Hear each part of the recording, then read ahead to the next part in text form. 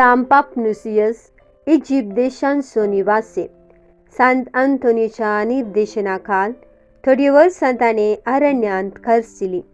उपरांत ताका वयल्या तिबेटाचो बिस्म जावन मेजलो.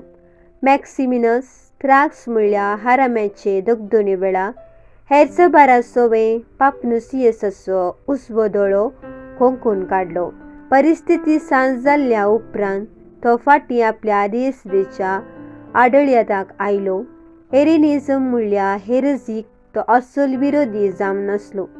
नसियांचे महासभे वेळार कॉन्स्टँटीन व्हरतो थावन विशेश मान आनी इश्टागत ताका लाबले. तो पाप साहेब तवळ ताचे सवे खासगेन विचार विनिमय करतलो.